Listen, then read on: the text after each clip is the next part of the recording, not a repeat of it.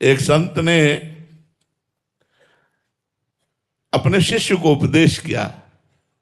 शिष्य ने पूछा, गुरुदेव मैं संसारी गृहस्थ में रहता हूं, मेरे से ज्यादा साधना तप जप तो हो नहीं पाएगा, मुझे भगवत प्राप्ति कैसे होगी? कोई साधारण सहज सरल उपाय बता दीजिए। तो उनका रोज एक संत को भोजन पवाओ,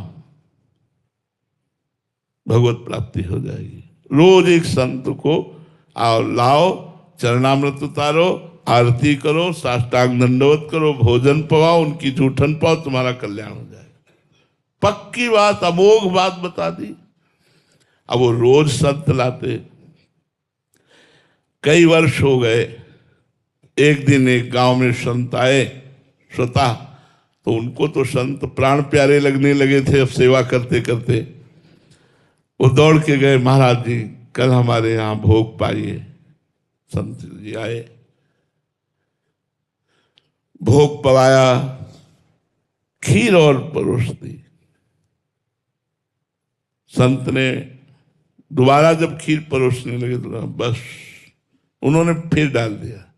जे डाला तो खींच के उनके तमाचा चोर के उनके थप्पड़ मारा।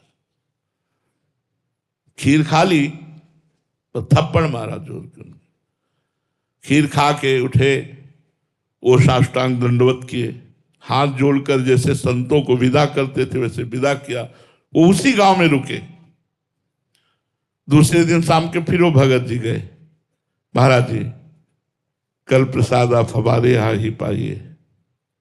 देखा ठीक है, आए, प्रसाद पाया और कहा बेटा कल तुम्हारे थप्पड़ मारा था, तुम्हें बुरा नहीं लगा? अरे महाराज जी ये शरीर आपका सेवक है, ये शरीर आपका है, आप मारो पीटो कुछ करो। महाराज जी मेरा इस पर कोई अधिकार नहीं, मैं तो आपका दास।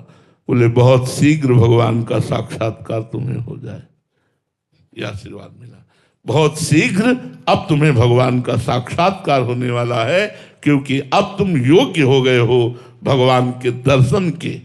ये बात हमारे द्वारा किया हुआ दूसरे के प्रति परहित का कर्म और उसके बदले में अनुकूलता ना चाहना, यही हमारा परमार्थ है।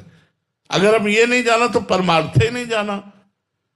प्रायः सबकी ये भावना रहती है कि अगर हम किसी को थोड़ा भी हित करें तो वो थोड़ा हमारे अनुकूल तो बोल दे, ना ज्यादा सही तो इतना भी तो कह दे कि धन्यवाद, थैंक यू, आपने मुझे पानी पिलाया। ये भी सुनना मुझे नहीं है, ये भी चाहना नहीं, तभी परमार्थ पुष्ट होगा। जो बदले में कुछ चाहता है वो परमार्थी नहीं होता। पर उपकार का मतलब यही होता है बदले में कुछ ना चाहना।